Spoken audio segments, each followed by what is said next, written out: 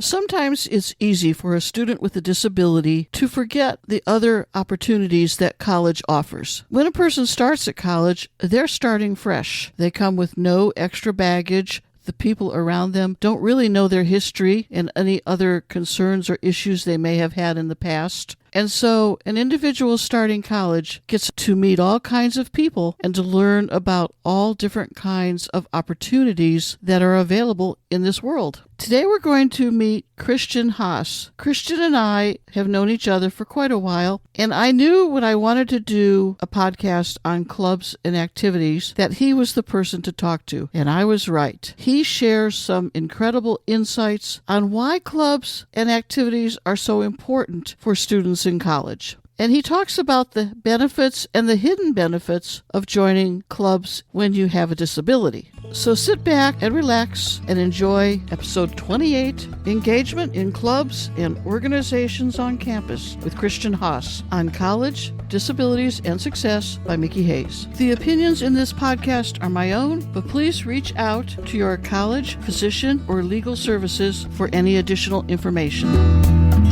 I'd like to introduce Christian Haas, who worked with me at the University of South Florida, St. Pete, when I was the director of a grant for students with intellectual disabilities. And I asked Christian to come on today to talk about student government and clubs and organizations because he was very active in student government the entire time that I knew him there. And he has a lot of insight into the benefits and the advantages and the importance of student government, which applies to students with disabilities, because there's so much potential that an individual gains from being part of student government. And Christian is going to share that information with us today. So, Christian, hi, it's nice to see you again. Hi, Mickey. Good to see you again. It is. It's nice to see you too. Thanks for joining me. We're going to talk about student government and how a student with a disability could or should become active at the college so they get to know people, make friends, and feel more comfortable in the college environment.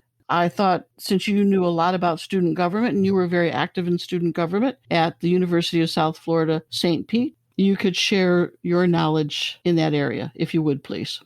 Oh, for sure. And thanks again, Mickey. Pumped that you have a podcast. This is awesome. Can't wait to keep listening. You know, student government was my particular avenue towards involvement, but there are so many opportunities that maybe don't carry the stigma that many, when they think student government. Obviously, government has kind of to some, an annoying connotation. But, you know, in general, involvement outside of the classroom was honestly what defined my college experience. Could you explain that? That's interesting. Yeah, it's like my actual degree definitely helped a lot, but involvement outside of the classroom complemented it in so many ways. Yeah, and I think involvement in student government and activities outside of the classroom really complements any degree that a student is going after. Yeah, for sure. I mean, even if you want to just focus on your degree field, you want to be a journalism student, you know, work for the campus newspaper, you know, or I mean, you can find a correlation to any degree in the surrounding community, whether it's on campus or, you know, out in a local business. Really taking the time to get involved outside of the classroom. It goes under the radar for so many people, but it's one of the most important things I think college students can do. That's a really, really good point. What were some of the clubs and organizations that you belonged to when you were a college student? I got involved I was one of those like overambitious students. I basically made the mistake of overcommitting and underdelivering. And you join 10 organizations and you can only show up to 5 of them a week, and then you feel bad about it. So it probably would be a good idea for an individual who has a particular disability, for whatever kind of disability they have, to maybe choose one or two to start with? I don't know. I mean, I guess maybe the cast net approach, or the you throw everything against the wall, see what sticks approach worked for me. I just joined everything and then filtered out the ones that maybe I wasn't as interested in. Okay. My major was political science and leadership, and my minor in leadership. And I was excited to become involved in the community. And, I was like, what do I care about? The environment, education, economics. Well, how do I pick one? Politics. That'll touch everything, right? So I did things like student government and the debate club. in the Law Society, mostly at first thinking like, this is going to help me get into law school, or this is going to help me get into good, one of my law professor or one of my political science professors was the advisor for the Law Society. And so, at first I was young, so it's not nefarious, but it's more, these are a means to an end. And then as I started in organizations like Student Environmental Awareness Society, we called it SEAS, or, I made some good friends in the Black Student Association and kind of crashed their party, and different types of conversations and different people in the garden club. And then in our leadership minor, we, did a lot of community service projects, and just like through organizing events and fundraisers and discussing or debating amongst friends, we have $1,000. Where do we spend it to make the most impact? Do we want to make a difference in the community, or do we want to get more students in the door? And like having those types of value discussions actually helped me have conversations in the classroom, and my comfortability talking to my peers in these clubs in a less pressure-filled setting. I think it really spilled over in my comfortability in the classroom, speaking up and making suggestions and engaging in dialogue and things like that. That's a very, very interesting point. I appreciate you mentioning that, because I think you're right. It carries over into the classroom. Yeah. There's less pressure. I mean, from the first day of class, it's like, who's going to be the first one to raise their hand, and who's going to talk. And then when somebody talks too much, everybody looks at him like, oh, here goes Mr. Know-it-all or Mrs. Know-it, But in the club setting, it's like, hey, everybody, you do these like quirky games, like everybody go around and say 3 facts about themselves or whatever, and one of them's a lie. Like, icebreakers. Yeah, the icebreakers, right. And as corny as those seem on the surface, it's like you really do break the ice. And there's not as much preparation in when you're trying to be heard publicly for the first time. I know, like, I used to rehearse what I was going to say every time before I wanted to speak up in one of my political science classes. Okay, here's the sentence structure. Here's how you're going to say it. All right. And sometimes I even write it out. Like, here's how I'm going to say it. Maybe it's even a question and I script the question. But then once you're in these free flowing conversations and people are making jokes and there's pizza and you're in a club environment, you learn that like a conversation, it just starts kind of organically. And that's really where the learning takes place, is through conversations, not some young know-it-all political science student scripting a question that he thinks he's going to stump his professor. And then the professor quickly says, that's not even what we're talking about. It's like, that's kind of like where I was, where I was headed. Where you were headed. Yeah. But you saw the clubs making a difference. Because you can be challenged in a way that doesn't hit the ego. Like especially, maybe this is unique to political science and leadership, programs. It's like somebody wants to sound deep when they make a statement or ask a question. And the professor's not in a place to say, well, you're wrong and here's why. And the students then are either turned off by that, or they want to one up you and be the one that asks the deeper question or has the deeper rebuttal. But in the club setting, and the conversations in the clubs it's something about, how do we increase engagement? How do we get more people here? We have a certain budget. What are we going to spend the money on? And so those types of the budget conversations, I've been drawn to these types of conversations. You have a certain amount of money, you have a group, which indicates that you have a common set of interests or a common purpose if you've gotten that far, and you care about a certain amount of things. So you have kind of a shared set of values, and you bring these people from all different backgrounds together with $5,000 and a common purpose. What can we do? And there's tons of things you can do. You can paint a house, or you can weed the garden beds, or, whatever. And then it becomes a kind of a friendly banter of, well, this could impact in this way and that could impact in this way. And so you suggest an idea that's the best thing you could think of. Somebody says, well, this is another way to think about it. And it doesn't hurt your ego to say, oh my God, I didn't think about it that way. You know what else, Christian, that you're mentioning there? From the student with the disabilities point of view, that is a good opportunity for them to advocate for the particular needs or situations or accommodations or support that they might not be able to get on the college campus. Yeah. You could take a whole other spin on that, what you just said, for an individual with a disability. Yeah, I could see that making a huge, huge difference. Yeah, that's a really good point. I mean, there is, contrary to, you think you're joining clubs just to, make friendship and stuff like that. But there's a lot of money allocated to student engagement, student life, student development. And whether you're involved in student government or you're just a club leader that's advocating for more money towards your club, like, there's a lot of money to be had to make a difference. And now that we think about it, when it was really the students that put the pressure on the administrators to focus on environmental issues and sustainability on campus. And so we did LEED certified buildings. We advocated for LEED certification on buildings, and we advocated for certain percentages of our student fees to be allocated towards clean energy. And it's easy to see how none of that stuff would have been a priority if there wasn't this uniformity amongst the students. It would give a student with a disability the chance to make their needs known in that whole big picture of things.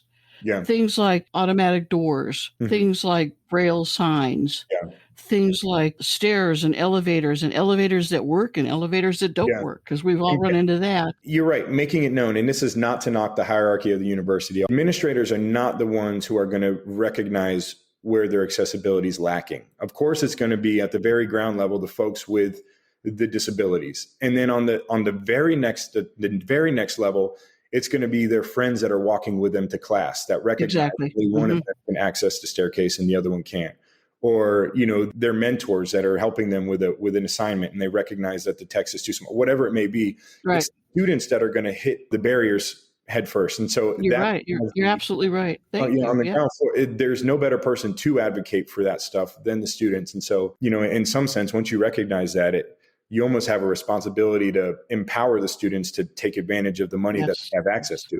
How would a student with a disability find a club or organization to join? Who's handling that? Is there a faculty member or somebody in charge of a club? Yeah. So how about a little bit about the structure of the club? Yeah. So the universities are basically compartmentalized into, you have academics and you have finance and you have development, fundraising and alumni resources and stuff like that. And then you have student life and engagement. And so I'm not the first one, obviously, to realize that you learn a lot outside of the classroom. There's a whole pillar of the university is student life and engagement. Everything from multicultural affairs to career services to student government to the surf club to the garden club to the Gay Straight Alliance. All of these organizations fall under student life. And honestly, any one of them you can become involved with, whether as an unpaid intern, a paid intern, a club member, a club leader, a president of something or the other. You would want to go to your student life and engagement office. It could be student engagement or student empowerment. There's a bunch of different buzzwords. Right. It could be called something different on a different college. Yeah. But it's wherever your clubs and organizations reside. In this day and age, they should have some sort of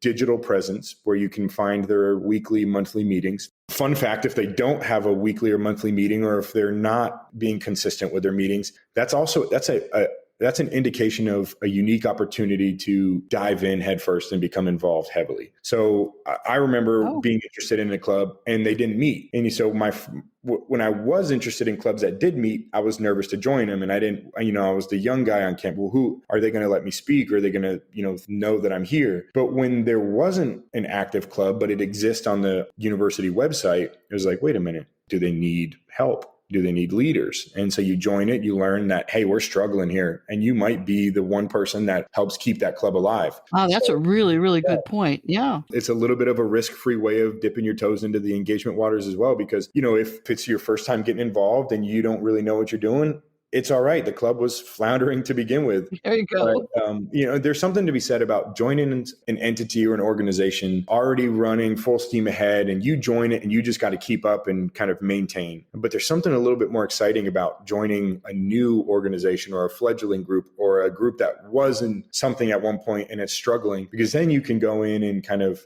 I don't know, like brainstorm a new vision or a new way forward and actually have like a stake in its future instead of just being kind of a cog in the wheel. And so that's also interesting. That's a very interesting perspective. Yeah. And just because there's 30 clubs on campus and you're not interested in any of them, what are you interested in? It's pretty easy nowadays to start a club. You get two other people. I mean, in our university, you get two other people, you write bylaws, which typically you can find online, or the university would give you basically a template, the governing documents that you need to start it up. And once a year, you can apply for anywhere from $300 to $10,000 to run your club and organization. And so whatever your vision is. And then here's the thing. This is what really the point of the whole involvement outside of the classroom is. Whatever job you get, whatever interests you have when you graduate, you're going to know how to manage a budget, recruit members, coordinate volunteers, hold meetings, facilitate meetings, create agendas, upload your minutes. There are so many important skills that you don't learn in the classroom. Yeah.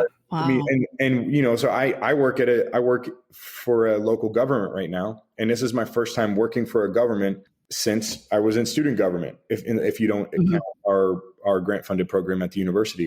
And a lot of it is exactly the same. We have board meetings, 4 or 5 board meetings every month. We need to have an agenda out. We need to have minutes. We need to make sure our members show up. So you call them in between meetings. Hey, you said you're going to do this. Do you need any help reaching out to these contacts? Are we going to get the product in time? There's so much overlap that you don't even realize it on the ground. When you're in college, you just have I'm so busy. I have this test and I have to go to, the gardening club meeting and I haven't called the pansy supplier. And these are the same exact kind of conversations we have in our head as adults. And you desensitize yourself to the stress and the pressure, and you realize at the other end of this to-do list is going to be an accomplished goal. Well, that's a really good way for a student who doesn't know their direction. They don't know where they see their future. Like some kids, they have a clear vision. I'm going to do this. I've always wanted to do this since I was 5 years old, and they follow that path, and that's that. Yeah.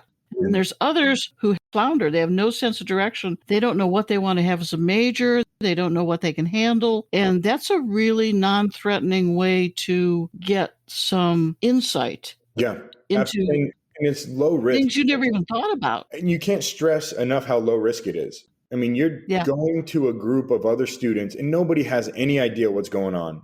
The best case scenario, somebody's been there 3 years longer than you, and it's all fake it till you make it all the way up. Yeah. Even now, I still feel like I fake it till you make it. But there's no stress, there's no risk. You can try out the voices that not fake voices, but you have the confident, opinionated person in you. Try it out at this meeting, and if it doesn't go over well and it's just not the personality group that you're into, go to another club. I mean, there's tons of opportunities to get involved, and even the worst experiences, you're going to learn something from. Okay, these are the types of people I hope I don't have to work with when I graduate. There you go. If nothing else, you learn that part of it. Exactly. This has been eye-opening, and you have spoken on so many angles that I hadn't even thought about. Because I think of clubs as, well, we're all going to get together and I don't know. Be friends, hang out and have pizza, and that's definitely a part of it. And the thing is, like you were saying, you don't really know what path you want to take until you kind of run into it. It's like some people help write their first grant, as a part of a club, and their club gets $25,000, and that just motivates them to be a nonprofit grant writer. Some people paint a house in a dilapidated neighborhood, and they're like, you know what, I'm going to be doing, whether it's painting, renovation work, or any number of things. I want to renovate houses in lower income parts of town. More power to the people that know what they want to do from childhood. My wife, they're few and far between. Yeah, she has a framed picture. And the handwriting is just as bad as my handwriting here. It's a that hasn't changed since I knew you. Exactly, it's always going to be bad, but. When she was like 8 years old, she did a fake vet report on her dog. She wrote down the weight, the height, what she thought how it was walking, everything. She wanted to be a veterinarian since she was a little girl. And here she is, she's a veterinarian. And it's like, that is so few and far between. You got that right. It's very few and far between. She's very lucky. To have that kind of passion she's early lucky on. And committed. Yeah, she's lucky to have that passion. And she's amazing. But the other thing is, there's so much anxiety around not knowing what you want to do when you get to college. And it's so normal that it's if everybody knew how confused and directionless and rudderless every other college student was, we would all be so much more relieved. Yeah. Because you look around and somebody thinks they seem passionate, but they don't really know if they want to go into the medical field, or they don't really know if they want to be a lawyer. They just think they know it. And until you get some hands-on experience writing grants or rebuilding houses or cleaning up polluted waterways, you really don't know what you're going to be passionate about until you do it. Get started and do it. Yeah. Wow. So much. Well, Christian, thank you so very much today. It's been great. It's been fun, and it's been very enlightening. It really has. You brought angles into it that had never crossed my mind. So this is great. Thank you, Christian. Well, thanks again, Mickey. I'm glad you thought of me, and I had a great time. Thank you for joining me today. I really, really appreciate you being here. If you get a chance, go to my website, mickeyteaches.com, MICKIE teaches.com, and go to the podcast page on that website. And there's a form there where you can submit any suggestions or ideas for future podcasts. So feel free to send me your thoughts. I I would really love to hear. And as a thank you for doing that, I have a free ebook, Insights from a Learning Disability Specialist, and it contains over 30 questions that you want to be sure you know the answers to when you have that first meeting with the disability specialist at the college. So it'll give you some insights into the kinds of questions you should be prepared to ask. Once more, thank you again for joining me and Christian, and I look forward to talking to you again next week. Bye. Information contained throughout this podcast has been gleaned from my own personal experiences, but to ensure accuracy, please contact the disability services at the college of your choice to have first-hand information and the most up-to-date policies and procedures followed by your particular institution of higher education. The content in any of these podcasts is not intended as a substitute for information from legal, educational, or medical professionals. Always seek the advice of your attorney or qualified healthcare provider with any questions you may have with regards to legal, educational, or medical concerns.